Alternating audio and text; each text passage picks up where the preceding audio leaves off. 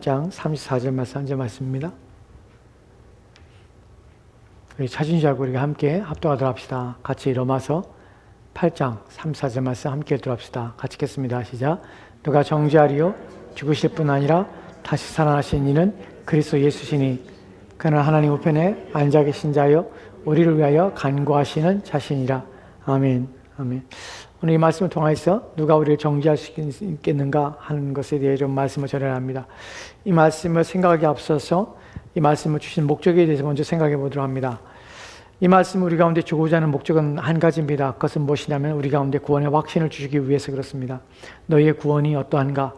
너희의 구원이 흔들릴 수 있는가? 하는 부분에서 그렇지 않다는 사실 우리 가운데 말씀하고 있고, 또한 우리가 신앙을 가지고 있던 것이 얼마나 복된 것인가? 우리가 하나님 믿는다는 것이 얼마나 귀한 것인가? 또한 우리의 구원하신 이 은혜가 얼마나 크고 놀라운 것인가 하는 차원에서 이 말씀 우리가 주는 것입니다. 정죄한다는 표현을 씁니다. 누가 우리를 정죄하리요? 라는 표현을 씁니다. 로마 8장 34절 말씀 보도록 할까요? 누가 정죄하리요?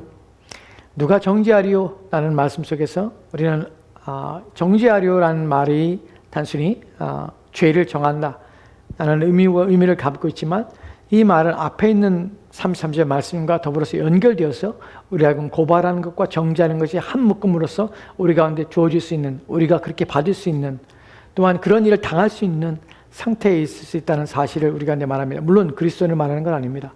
모든 인간은 고발을 당합니다. 모든 인간은 정죄를 받습니다. 누구에게 고발을 하면 바로 하나님의 법인 율법을 통하여 고발을 받아서 누구의 재판장에 서서 정죄를 받게 되면, 정죄란 말은 죄가 죄로 확정된다는 말이에요. 정죄란 말은 죄가 확정돼서 선언된다는 말이에요. 너는 죄가 있어라고 이미 심판이 끝난 것이에요. 번복할 수 있는 것이 아닙니다. 세상 법정에서도 판사가 당신은 15년의 형에 처합니다. 당신은 종신토록 감옥에 있을 종신형에 처합니다. 라고 방망이를 두드리는 순간 그 재판은 끝이 난 것입니다. 그것이 바로 정죄라는 말이 가지고 있는 의미예요. 모든 사람은 두 가지의 문제에 놓여 있습니다. 그것이 바로 고발과 정죄입니다. 이 부분을 지금 얘기하고 있는 것이에요. 세상 법정에 선다는 말이 아니에요. 여러분이 이 땅을 떠나는 순간에, 우리 인생의 마지막 날 끝나는 날에, 또한 주님 오시는 그날에 우리는 세상 법정에서 판결을 받는 것이 아닙니다. 하나님의 법정에 섭니다. 재판관이신 하나님이 계십니다. 그분이 우리로 하여금 정죄하는, 우리를 고발하는 내용을 받으시고 우리에 대해서 고발을 합당하게 받으셔서, 또한 정죄에 대해서 합당한 죄에 대해서 물으시며, 또한 그 죄에 대해서 책임을 묻게 하시는 것이, 판결을 하시는 것입니다. 그 일에 대해서 지금 정죄와 그 다음에 고발이라는 단어를 사용해서 우리가 그럴 수 있는가? 우리 가운데 그것이 가능한가? 하는 부분을 얘기하고 있는 것이, 모든 사람은 당연히 고발을 당하고 정죄를 당합니다. 어디야? 하나님 법정에서. 그래서 앞에 고발을 먼저 사용하는 단어를 먼저 사용하는 것이 33절 말씀으로 합시다. 33절 말씀 같이 읽까요? 시작. 누가 능히 하나님께서 택하신 자들을 고발하리요? 의롭다 하신 이는 하나님이시니. 아멘. 누가 능히 하나님께 택하신 자들을 고발하리요? 지난 시간에 살펴봤습니다. 택하신 자들을 고발하리요.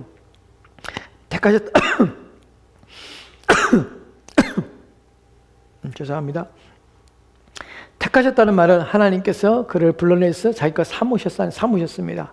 택하셨다는 것은 정하셨고 뜻을 정하신 것이며, 하나님께서 이미 그들을 그리스도 안에서 불러내셔서 그들로 하여금 의롭다고 선언하신 자들입니다. 그 사람이 바로 택하신 자들입니다. 하나님께서 택하신 자들을 고발하리요. 그렇다면 고발당하는 사람이 있는가? 있습니다. 하나님 택하시 않은 자들은 고발을 당합니다. 고발을 당하고 그 다음에 34절 말씀에는 뭘 당합니까? 정죄를 당합니다. 중요한 것은 어디에서 그렇습니까? 하나님 법정에서 그렇습니다. 세상 법정에 서는 거 두렵습니다. 여러분, 재판장에 서본 적 있습니까? 재판장 앞에 섰을 때에 이것이 죄인가 아닌가의 판결 앞에 섰을 때 되게 많이 두려움이 있습니다. 그 법관복을 입고 있는 것이 똑같은 사람인데 불구하고 그 위에 앉아서 판결하는 판사의 그 판결 내용에 따라서 그 어떠한 판결의 결과들이 내게 영향을 미친다는 사실이 그 법정의 선자들을 두려움에 떨게 합니다. 저는 사실 법정에 2번 서봤습니다. 한 번은 집에 문제가 생겨가지고, 제가 전세를 살았던 집에 문제가 생겨가지고, 그래서 그것을 분할하는 소송에 휘말리게 돼서, 저희 집이, 제가 젊었을 때 살았던 집이 8가구가 사는 다가구 주택이었어요. 근데 그 집이 경매로 넘어간 것이, 경매로 넘어가서, 그래서 이제 그 경매의 순서에 따라서 경매를 진행하는데 경매가 이제 낙찰을 받은 사람이 돈을 지불했습니다.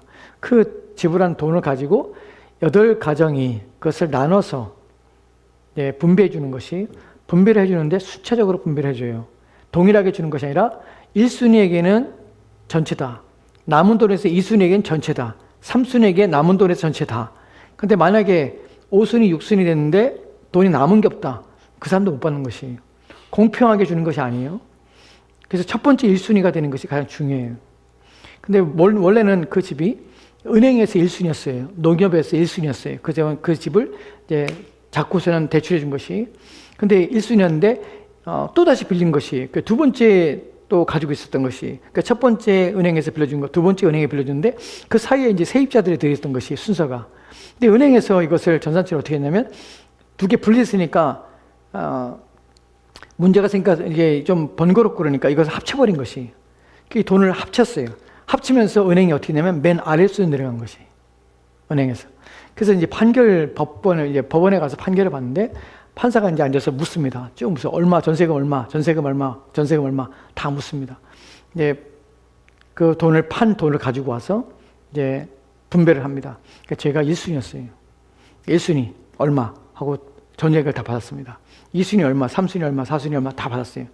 마지막 이제 7순위, 8순위 마지막 그 세입 그 전세 등기한 사람 중에 맨 마지막 사람도 다 받았어요. 왜냐하면 이것을 처분한 경매 처리한 돈이 많았기 때문에. 근데 마지막 은행에서 이제 제일 많은 돈을 가지고 있었거든요. 은행에서 빚을 든 것이. 은행이 마지막 2개 합쳐서 맨 마지막에 순위가 돼서 결국은 은행의 손해를 봤습니다. 은행의 손해를 보고 자기 돈을 받아 나갔어요. 근데 그때 경매를 하는데, 경매가 아니라 그 법원에서 판사가 판결하는데, 처음에는 이제 그 어떻게 분배되는지 모르고 다 앉아 있어요. 판사의 판결에 눈을 기다리고 있는 것이, 판결이 어떤 판결을 내리냐. 만약 판사가 판결해서 당신은 만약에 뭐 한 5만 불 했는데 당신은 3만 불 가지고 나가 라고 판결해버리면 그 사람은 그 자리에서 3만 밖에 못 갖고 나가요. 은행이 막 얘기를 한도 은행에서 내가 한 20만 불 빌려줬는데 너는 10만 밖에 없으니까 10만 가지고 나가 땅땅땅 하면 은행에서 아무 말 못하고 10만 받고 나가는 것이. 그러니까 판사의 판결이 얼마나 무섭고 또한 끝을 내는 것인지 우리가 알게 됩니다. 그래서 판결하는데 법원에 쓴다는 것이 결코 일반인들에게는 낯선 환경뿐만 아니라 두렵기도 합니다. 그런데 생각해 보십시오. 하나님 법정에 섭니다. 하나님 법정에서 영원이라는 판결을 내립니다. 그 판결은 번복되지 않습니다. 세상 판결에서는 2차, 3차 갈 수 있습니다. 대법원까지 올라갈 수 있습니다. 그런데 하나님 판결은 한 번에 끝이 납니다.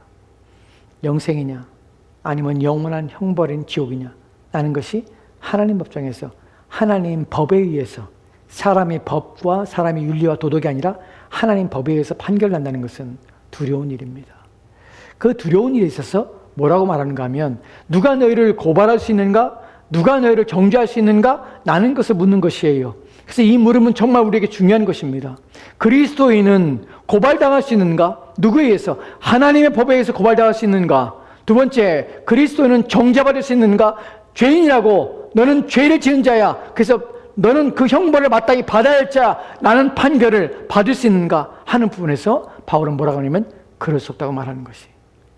이것이 그리스도인이 가지고 있는, 그리스도인이 얻게 되는 가장 큰 복입니다.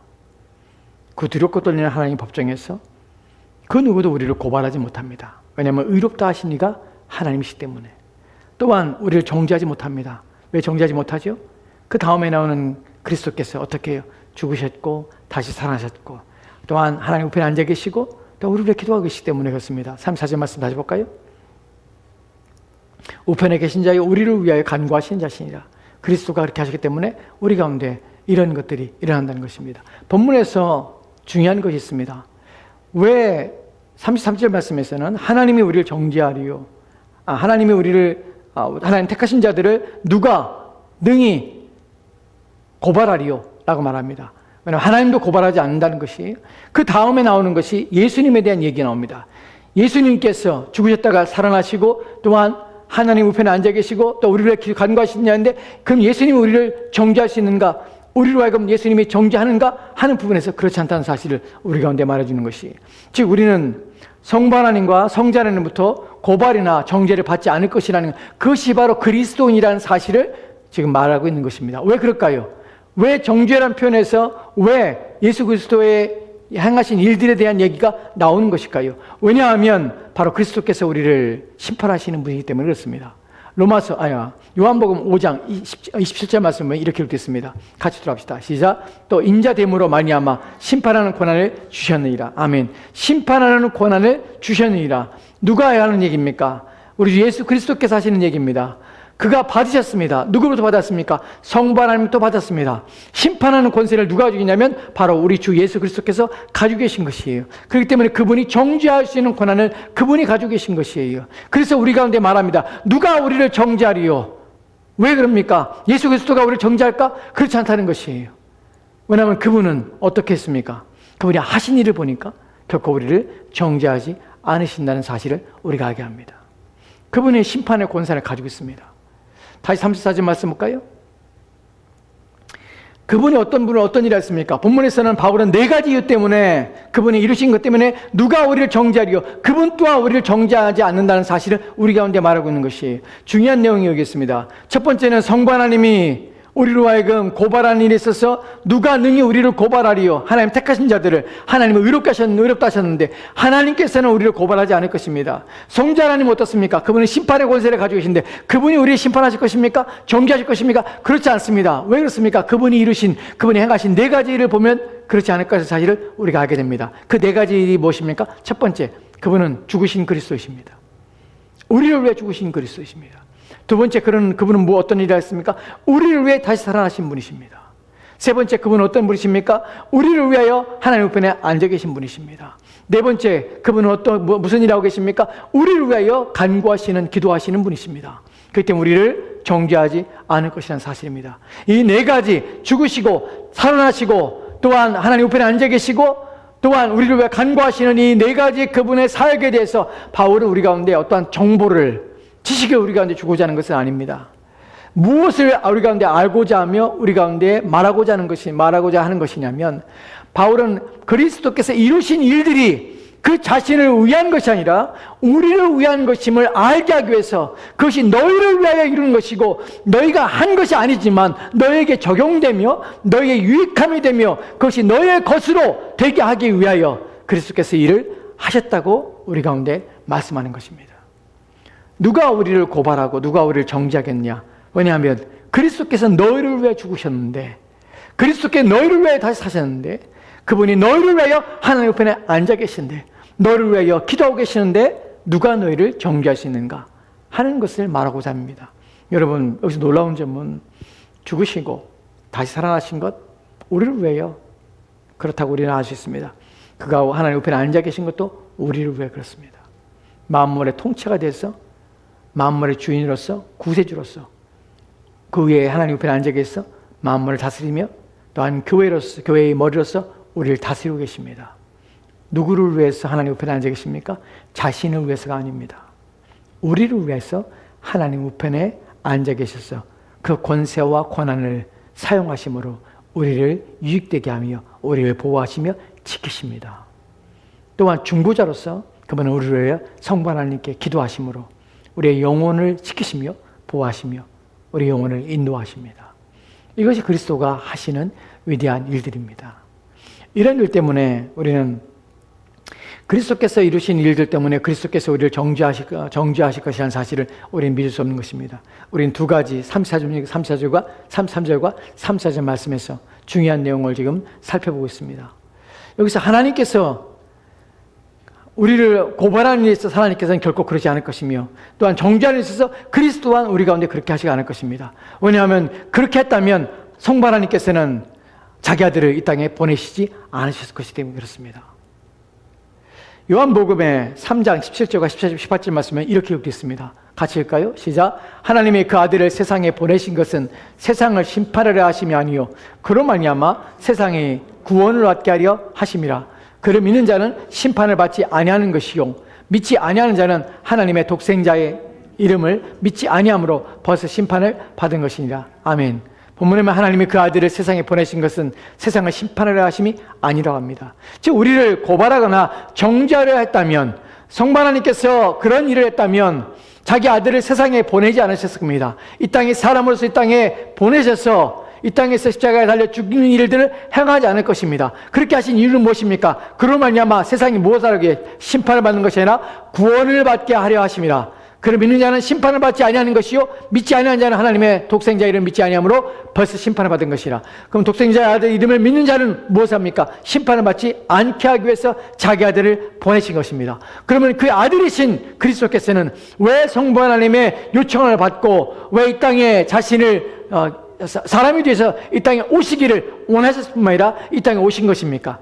우리를 정죄하기 위해서 이 땅에 오신 것입니까? 그렇지 않습니다. 성부 하나님이 자기 아들을 이 땅을 심판하지 않기 위해서 보낸 것처럼 성자 하나님이 이 땅에 오신 이유는 우리를 심판함이 아니라 우리를 구원하시기 위해서 사람이 되셔서 이 땅에 오셨다는 사실입니다. 그렇기 때문에 우리의 정죄와 고발에 대해서 우리는 자유할 수 있다는 사실입니다. 이 땅을 떠나는 그 순간에 우리의 위로가 무엇입니까? 우리 소망이 무엇입니까? 또한 우리의 확신이 무엇입니까? 우리가 하나님 앞에 섰을 때에 우리는 결코 정죄받지 않을 것이며 우리는 결코 고발되지 않을 것이라는 사실, 이것이 우리의 위로요, 우리의 소망입니다. 왜 그렇습니까? 그리스도께서 우리를 위하여 일을 행하셨기 때문에 그렇습니다. 다시 로마서 8장 34절 말씀 보도록 합시다. 본문에서 누가 정죄하리요 죽으실 뿐만 아니라 이 부분을 좀 생각해 봅시다. 한글 성경에는 누가 정죄하리요 죽으실 뿐만 아니라 라고 표현됐는데 이 말을 번역하면 좀 더 번역하면 이런 의미입니다. 누가 정죄하리요, 우리를 위하여 죽으신 분이 주 예수 그리스도신데 라는 의미입니다. 우리를 위하여 죽으신 분이 그리스도신데 누가 우리를 정죄하겠는가? 정죄란 표현 속에서 정죄는 왜 정죄받지 않냐면 우리를 위해 죽으신 분이 계시기 때문에 정죄받지 않는다는 것이에요. 그분은 우리 정죄를 위해 죽으신 것이에요. 그러면 이 정죄라는 것이 무엇이면 누가 정죄합니까? 그리스도께서 우리를 정죄하신다는 것이에요. 그 정죄에서 우리를 구원하신 분이 그리스도라는 사실이에요. 그렇다면 그리스도께 정죄를 받는 것이 어떤 내용을 담고 있으며 그리스도께서는 어떻게 우리의 정죄당함에서 우리를 건져내시는가 하는 부분이죠. 그리스도께서 일하셨다는데 무엇을 행하신 것입니까?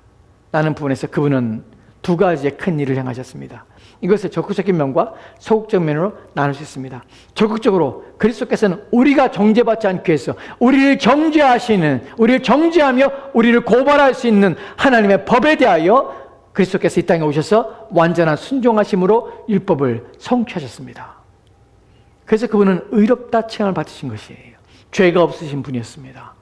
하나님의 법에 대해서 온전히 순종하셨습니다. 이 땅에 사시는 동안에 모든 시간에 그리스도께서는 하나님의 법을 높이셨으며 율법을 온전하게 하신 것이에요. 그분은 의롭다함을 얻으신 것입니다. 누구를 위해 그랬습니까? 바로 우리 자신에게 그분의 의가 전가돼서 우리의 죄인인 우리가 그분을 통하여서 의롭다 하심을 받기 위하여, 그래서 그분께서는 율법 아래 자신을 낮추시고 모든 율법을 성취하셨습니다. 이것이 그리스도께서 율법에 순종하신 이유이십니다.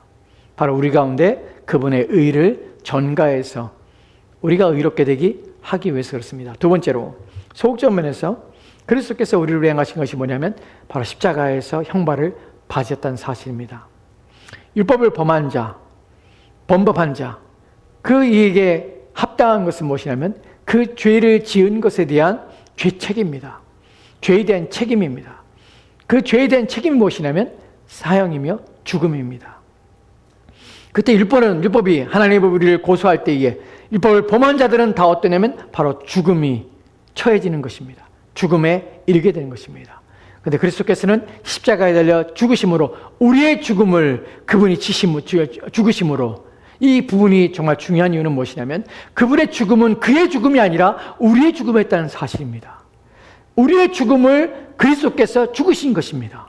그래서 우리로 하여금 어떻게 우리가 받을 죄에 대한 형벌에 대하여 그분이 담당하심 아니하마 그 죄의 형벌에서 우리를 자유케 하신 것입니다. 그 죄에 대한 율법의 저주에서 우리를 풀어서 자유케 함으로 우리를 해방케 하신 것입니다. 그래서 그리스도께서는 이 두 가지 일을 이루신 것입니다. 그런 말미암아 우리가 그리스도 말미암아서 정죄받거나 고발당하는 일을 우리가 당하지 않게 되는 것입니다. 그 다음에 나오는 내용이 좀 중요한 내용이 있습니다. 그 부분을 좀 살펴보도록 합시다. 아니요, 그 앞에 그냥 그 본문입니다. 누가 우리를 정죄하리요?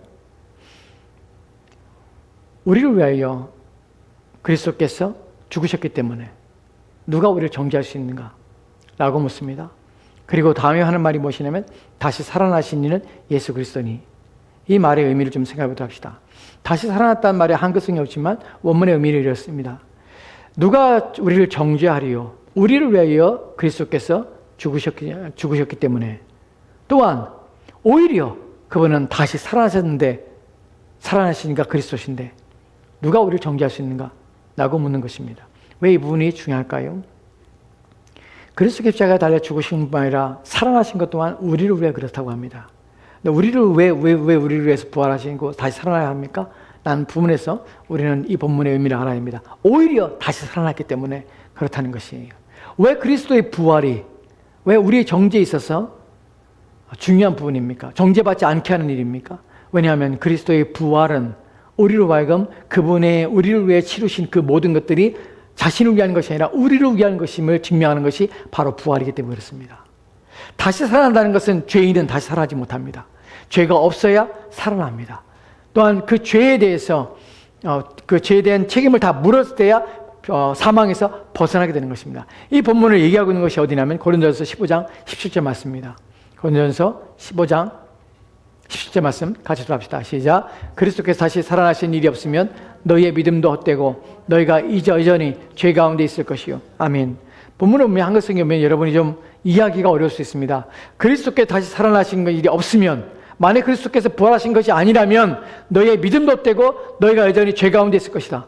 그리스도께서 다시 살아난 것이 부활이 없다면 너희의 믿음도 헛되고 그리고 너희가 여전히 죄 가운데 있을 것이다. 왜 이 말씀이 서로 상반되는 것일까요?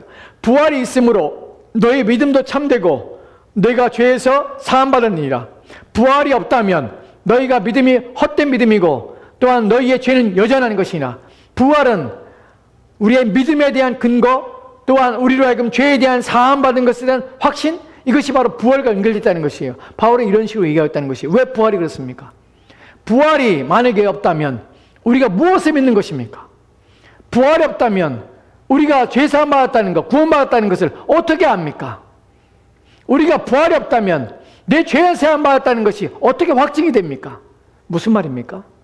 부활은 우리의 죄사함과 우리가 믿는 바 그 믿음이 거짓이 아닌 것을 입증한다는 것이, 무엇 때문에 어떻게 그렇습니까? 왜냐하면 그리스도께서 부활하신 말미암아서 그분의 십자가에 달려 죽으심이 자기의 죄로 말미암아 죽은 것이 아니라는 사실을 그분이 다시 살아나신 말미암아서 확증하는 것이에요. 하나님께서 그를 죽은 자까지 살리신 것은 그가 의로운 자임을 증명하는 것이에요. 그리스도는 자기의 죄를 위해 죽은 것이 아니에요. 자기가 잘못한 범죄 때문에 죽은 것이 아니에요. 만약에 자기의 잘못 때문에 죽었다면 그는 부활할 수 없습니다. 그래서 그리스도께 다시 살았다는 것은 무엇이냐면 그분은 죄가 없다는 것이에요. 그러면 그의 죽음은 무엇인가? 그는 다른 사람의 죄를 짊어지고 다른 사람의 죄에 대한 형벌을 받았다는 것이에요. 그렇기 때문에 그가 사망에 매일 수 없는 이유는 무엇이냐면 그가 정죄를 받지 아니하고 죄가 없기 때문에 다시 살아나만 된다는 사실, 다시 살아났다는 사실, 그것이 바로 그의 죽음은 우리를 위한 죽음이었다는 사실을, 우리가 죄인이었다는 사실을 확신하며 확증하는 내용이라는 것입니다. 무슨 말인지 이해 가십니까? 이 내용이? 이해 가세요? 어렵습니다. 그리스도의 죽음이 만약에 그의 죽음이었다면, 그의 죄로 말미암아 죽음이었다면 그는 다시 사지 못합니다. 왜냐하면 죄인은 그 죄에 대한 형벌로 사망이 선언됐기 때문에 그냥 죽는 것이에요. 그러나 죄인이 아닌 사람이 죽는다는 것은 하나님께서 의인을 죽게 하지 않습니다. 왜냐하면 사망이 쏘는 것은 죄입니다. 사망의 권세를 갖고 있는 것은 죄예요. 죄를 지은 자에게 사망은 왕노릇하는 것이에요. 그리스도께서 만약에 죽었는데 부활하지 않는다면 사망이 그에게 왕노릇하는 것이에요. 사망의 왕노릇하는 힘과 권세는 어디서 오냐면 하나님 율법으로 와요. 왜냐하면 율법은 범죄한 자에게 형벌을 가는데 그 형벌이 뭐냐면 사망인 것이에요. 그럼 그리스도께서 만약에 죽으셨다면 그러면 율법이 사망을 선언하는 것이에요. 왜냐하면 율법을 범했다는 사실이에요. 죽었다는 사실이. 그렇다면 그는 다시 살면 안 되는 것이에요. 왜 모든 사람이 죽었다가 다시 살지 못하는 이유가 무엇이냐면 율법이 범죄한 자에게 사망을 선언하기 때문에 그래요. 그런데 그리스도께 다시 살았다는 것은 이유는 무엇이냐면 그가 자기의 죄 때문에 죽은 것이 아니라는 사실이에요. 왜냐하면 자기의 죄 때문에 죽었다면 그는 부활하지 못하기 때문에 그래요. 부활했다는 것은 그가 자기의 죄 때문에 죽은 것이 아니라 다른 사람의 죄, 다른 것 때문에 죽었다는 사실을 반영하는 것이에요. 그렇기 때문에 다시 부활하신 것이에요. 왜냐하면 그 죄에 대한 형벌을 받되 자기는 죄가 없기 때문에 부활하는 것이에요. 다시 살아나신 것이에요. 왜냐하면 그 형벌에 대한 죄값을 지불하신 것이에요. 자기의 육체의 죽음을 통하여. 그러나 그것은 자기의 죄가 아니기 때문에 다시 살아나셔서 자기가 죄가 없는 하나님의 아들이심을 입증하고 증명하신 것이에요. 그렇기 때문에 부활은 무엇이냐면 우리가 정죄받지 않을 수 있는 하나님의 우리 가운데 주신 증표라는 것이에요. 왜 그러냐면 우리가 그리스도께서 다시 살아났기 때문에 그가 십자가에 달려 죽은 것은 그의 죽음이 아니라 우리의 죽음이었다는 사실을 확증되는 것이에요. 우리의 죽음이 그리스도의 죽음 가운데서 함께 연합하여서 우리의 죽음이 그리스도의 죽음 가운데 있다면, 그것이 사실이라면 우리의 죄는 어떻게 됐습니까? 이미 그리스도께서 담당하신 것이에요. 이 말이 이해가요? 이게 어려운가요? 좀 어려운 얘기를 합니다. 어려운 얘기를 하는데 이게 사람들이 다 이해 못하는 부분인데 다시 한번 설명을 드릴게요. 그리스도께서 십자가에 달려 죽으셨습니다. 죽으셨을 때 그의 죽음은 그분의 죽음이 아니라 우리의 죽음을 죽은 것이죠. 왜냐하면 죄를 담당하기 때문에, 누구의 죄를? 나의 죄를 담당하기 때문에 죄에 대한 형벌이 무엇이냐면 죽음이에요. 그래서 그분이 죽음은 그의 죽음이 아니라 우리의 죽음인 것이죠. 그럼 우리의 죄책이 어떻게 해요? 사함받은 것이에요. 왜냐하면 형벌을 받았기 때문에 그분이. 그렇다면 그분이 형벌을 받았다는 사실을 그분이 부활하지 않으면 우리는 알 수 없잖아요. 그분이 죽으면지 아니면 나의 죽음, 나를 위한 죽음인지 어떻게 하겠어요? 그분이 부활하지 않았는데. 근데 그분이 부활하신 거 보니까 그분의 죽음은 자신의 죄 때문에 죽은 것이 아니었구나. 그분이 살아났다면 그분은 죄가 없는 분이었구나. 그러면 그분의 죽음은 무엇 때문에 죽음이지? 나의 죽음을 그분이 죽으셨구나. 나의 죄를 담당하셔서 죄에 대한 책임을 그분이 다 짊어지셨구나. 그 사실을 부활을 통해서 내가 확신하게 되는 것이에요. 알게 되는 것이에요. 그 부활은 우리에게 무엇을 주냐면 나는 결코 정죄함이 없구나. 결코 정죄받지 않겠구나. 왜냐하면 나에 대한 내가 율법을 범한 하나님 법에 부합하지 않은 모든 악을 행한 그 모든 죄에 대하여 이미 그리스도께서 죽으심으로 다 지불하셨다면 더 이상 하나님께서는 내가 지은 죄에 대한 책임을 나한테 묻지 않겠구나 하는 사실을 그리스도의 부활을 통해서 내가 알게 되는 것이에요. 믿게 되는 것이에요. 우리의 믿음이 헛되지 않게 되는 것이에요. 더 이상 우리가 정죄받지 않게 되는 것이에요. 더 이상 우리가 죄 가운데 있지 않게 되는 것이 무엇 때문에? 그분의 부활을 보니까, 다시 살아나가 보니까 나는 영원히 죽지 않겠구나, 난 정죄받지 않겠구나 하는 것을 믿게 되는 것이, 우리의 믿음이 헛되지 않고 우리의 죄가 여전히 우리 가운데 있지 않습니다. 왜요? 그분이 부활했기 때문에. 예수님 부활한 거 봐. 내 죄를 위해 죽으신 것이야. 내 죄를 다 사하신 것이야. 그분의 죽음은 자신을 위한 죽음이 아니라 나를 위한 죽음이었어. 나는 것을 우리가 부활을 통해서 알게 되는 것입니다. 이 사실이 본문에서 말하고자 하는 의미예요. 왜 부활이 중요하냐고요? 정말 중요합니다. 표적입니다. 다시 사는 것을 우리 가운데 보이신 것이. 한 구절 보도록 할까요? 다음 구절에 보면은 로마서 4장 25절 말씀입니다. 같이 들어갑시다. 시작. 예수는 우리가 범죄한 것 때문에 내줌이 되고 또한 우리를 의롭다 하시기 위하여 살아나셨느니라. 아멘. 이것도 같은 말하는 것이에요. 예수님은 우리가 범죄한 것 때문에 내어줌이 된 것이에요.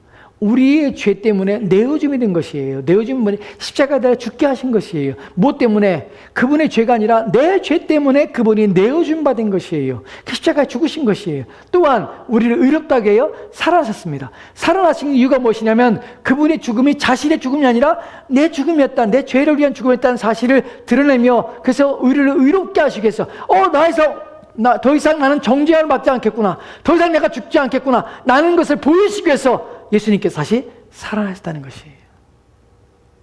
그 부활은 우리에게 무엇을 주냐면 내 죄는 사함받았구나.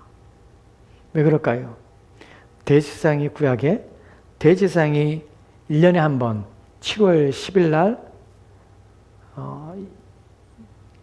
양을 잡아서 그 피를 가지고 이스라엘 전체의 죄를 짊어지고 어디로? 지성소로 한번 들어갑니다. 성소와 휘장으로 가려진 지성소에는 대제사장이 1년에 한 번밖에 못 들어가요. 7월 10일 날 그날이 대속죄일입니다. 그날에 들어가서 피를 손에 찍어서 그것을 법궤에 있는 속죄소, 두 그룹 법궤의 뚜껑을 속죄소로 갑니다. 법궤의 뚜껑의 속죄소에 양쪽에 천사들이 두 날개를 펴서 양쪽에서 마주보고 날개로 법궤 위를 가리고 있습니다. 법궤를 가리는 이유는 무엇이냐면 보지 못하게 가리는 것이죠. 형상화한 것이. 거기를 속죄소라 부릅니다. 거기에 피를 뿌립니다. 그리고 이스라엘 전체의 죄를 속죄하는 것이 하나님, 이 죄를 용서하십시오 라는 청원을 대제사장이 모든 사람의 죄를 짊어지고 들어갑니다. 들어가서 하나님께 피를 뿌리며 죄의 삭시 사망, 죽음이란 사실을 짐승의 피의 죽음을 가지고 들어가서 하나님께 속죄하며 그 죽음으로 자신들의 죄를 사해 주시기를 그리스도의 죽으심에 대한 모형으로서 그 1년에 한 번 그 행사를 합니다. 그때에 대제사장이 살아나오지 않는다는 것은 그때에 대제사장이 지성소에 들어갈 때에 발목에다가 실을 감고 들어갑니다. 묶어서 들어갑니다. 만약에 대제사장이 속죄가 하나님께서 응답되지 않을 때에 하나님께서 그 죄를 받지 않으셨을 때에 사함받지 않았을 때에 대제사장은 그 불결한 상태에서 들어갔을 때에 대제사장은 거기서 죽게 됩니다. 그 사람들이 대제사장이 아무 소리가 나지 않으면 그 발에 묶인 줄을 잡아당겨서 대제사장을 바깥으로 끄집어냅니다. 대제사장이 살아났다는 것은 그래서 지성소에서 피 뿌리고 그리고 다시 바깥으로 나온다는 것은 이스라엘 백성들에게 어떤 의미냐면 우리의 죄를 하나님께서 사해 주셨구나 하는 것을 확증하는 것이에요.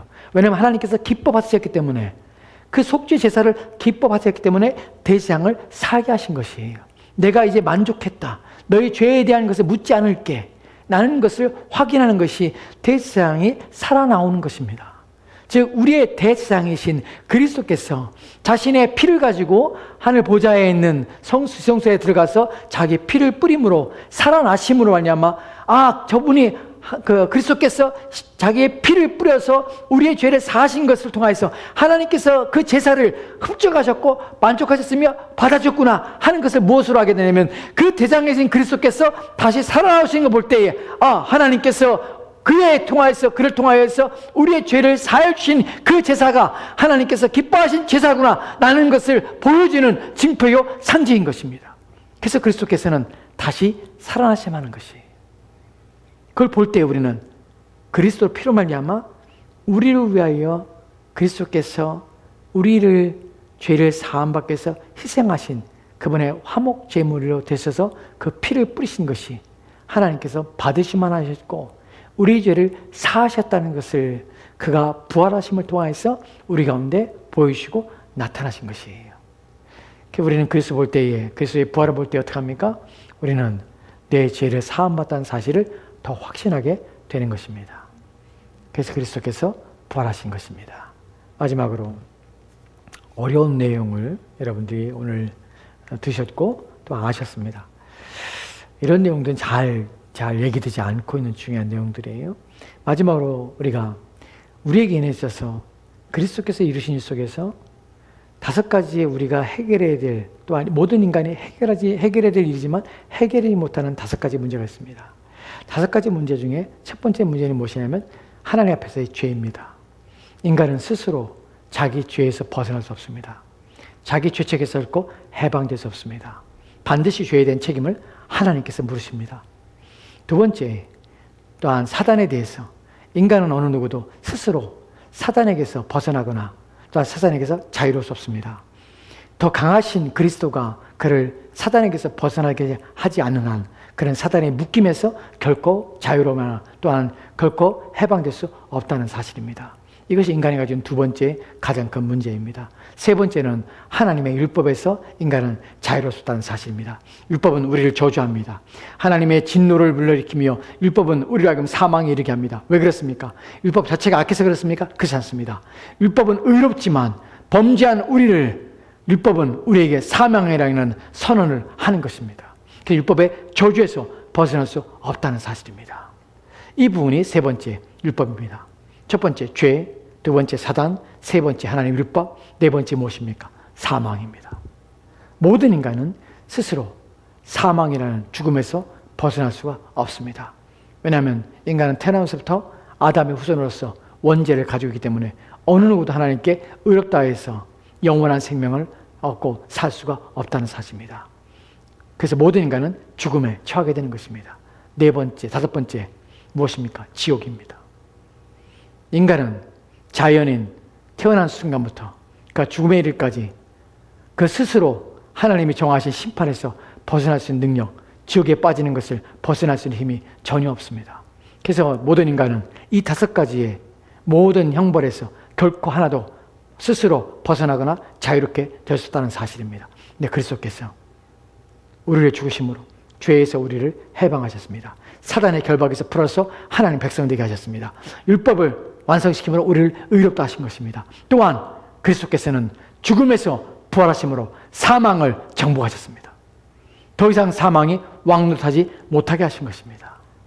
우리의 죽음은 그리스도인의 죽음은 자기 죄에 대한 책임으로서의 죽음이 아니라 그리스도를 만나는 과정 속에서 우리는 이 썩어질 육체에서 벗어나는 것입니다.